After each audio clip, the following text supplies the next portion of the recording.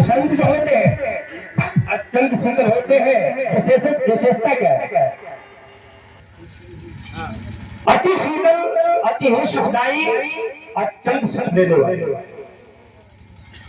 समदम विशेषण क्या है? उनका मन उनके वश में है, आपका मन अपने वश में नहीं, आपका तन अपने वश में।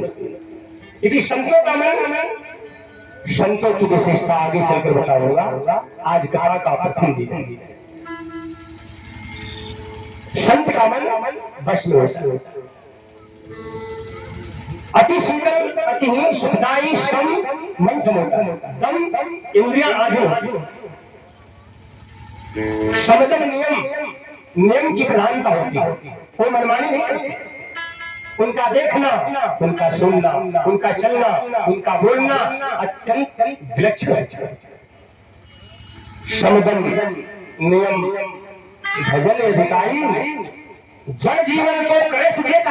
आप लोगों को सावधान करने के लिए इस दृष्टि में निस्वार्थ भाव से सदा विचरण करते रहते। ये संतों की संक्षेप भाष्य मैंने बताया। इसलिए इस जगत को संतों की पहले की आवश्यकता रही। काश नारद जी नहीं होते तो प्रहलाद भगवान को नहीं पाए होते। काश अगर भारद्वाज या दलित नहीं होते तो भारद्वाज भगवान को पाए होते। का कुशलजी जी महाराज नहीं रहते तो गुरु जी का मुख दूर नहीं हुआ होता। इसलिए आज भी बिना संत का आप लोगों का बेड़ा पार नहीं होगा। इसलिए संत आपके लिए जगत में आते हैं। सबसे बड़ी बात, संत जो होते हैं भगवान का दूसरा रूप होते हैं। संत का दूसरा, भगवान का दूसरा प्रतिबिंब संत है। इसलिए मैंने कहा स्वाध्याय की ओर चले। इस स्वाध्याय की ओर, स्वाध्याय क्या है आप नहीं? स्व शब्द का अर्थ होता है आत्मा।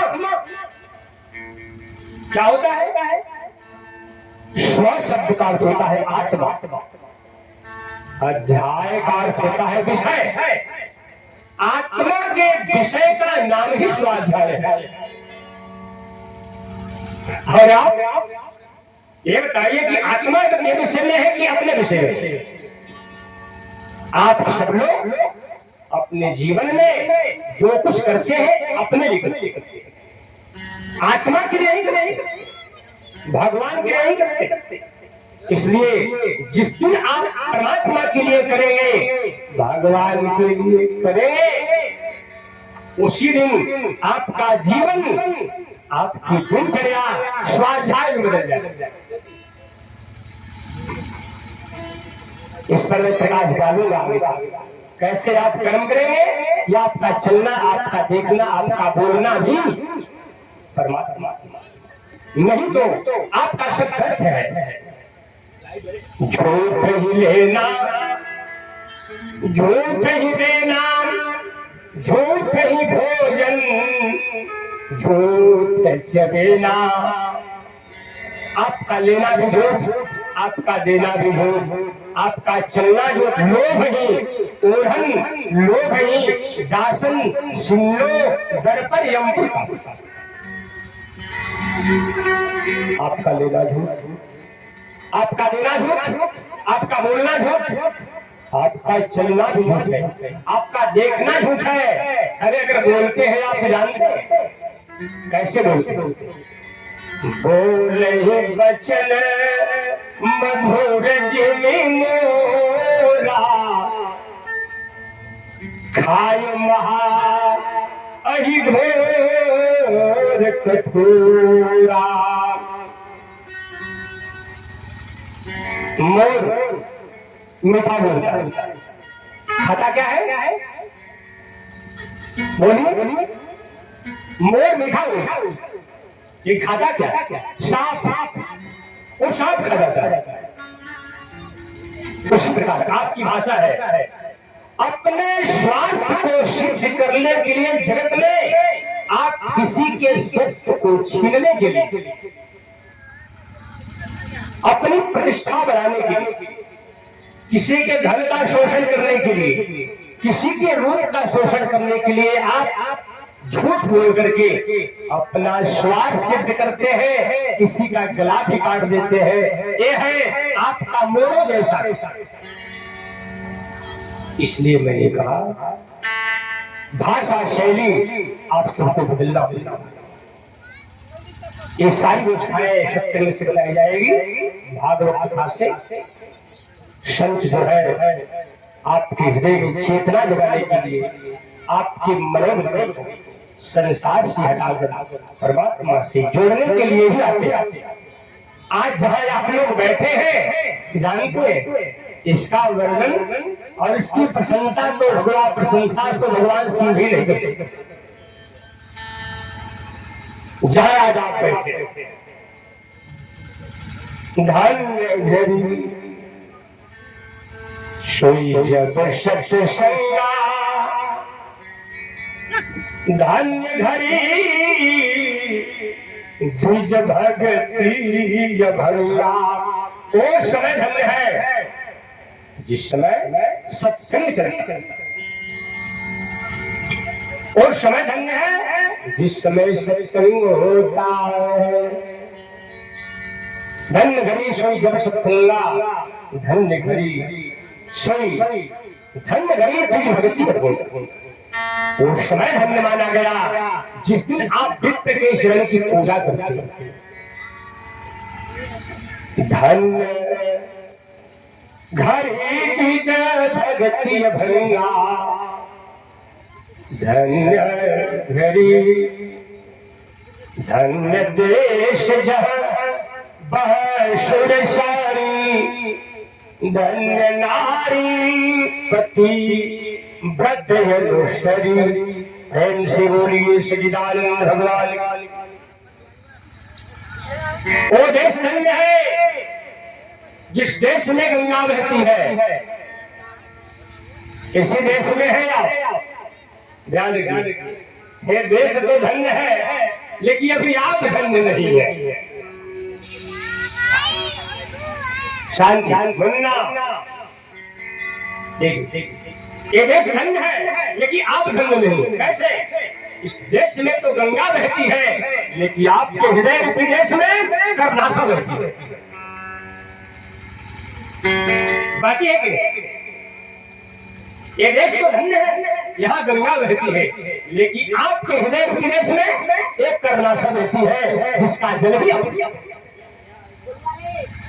इसलिए मैं ये बताना चाहता हूँ कि हृदय आपका एक देश है। आपका हृदय सभी मानव का, चाहे माताएं हो, चाहे बेटियां हो, चाहे आप बड़े बुजुर्ग हैं, सभी प्राणियों का शरीर भी एक देश में। सभी जन समुदाय का शरीर एक राष्ट्र माना जाता है। सभी प्राणियों का शरीर एक जगत माना जाता है, एक विश्व। बड़े सौभाग्यशाली बन जाएंगे आप जिस दिन अपने हृदय रूपी देश में गंगा को बहा देंगे।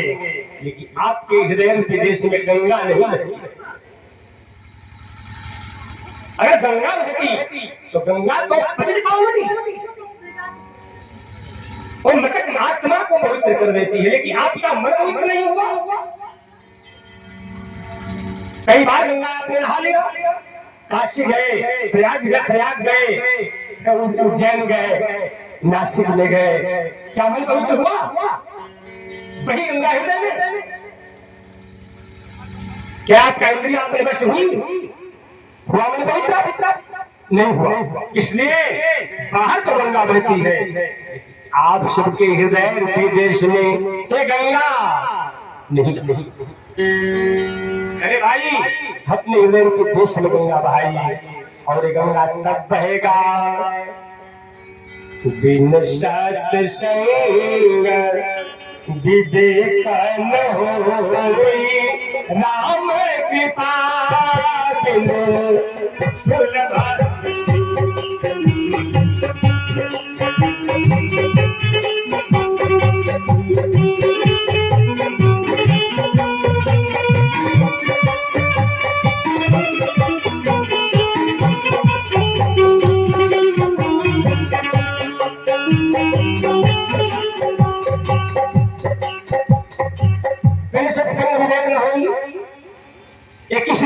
बोला मैं क्या मैंने बोला? पढ़े लिखे बुद्धिजीवी सज्जन है, साधु जन है। लगभग हम जानते हैं कि प्रत्येक शायद किसी के घर रामायण न हो, लेकिन लगभग सबके घर में रामायण है, भागवत भी है, गीता भी है। ये क्या मैंने बोला?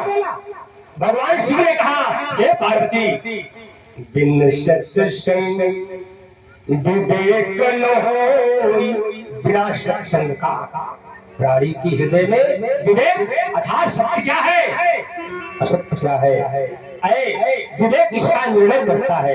वैसे जैसे हंस के सामने अगर दूध रख दिया जाता है तो हंस पानी को छोड़कर, जल को छोड़कर दूध को खींच लेता है।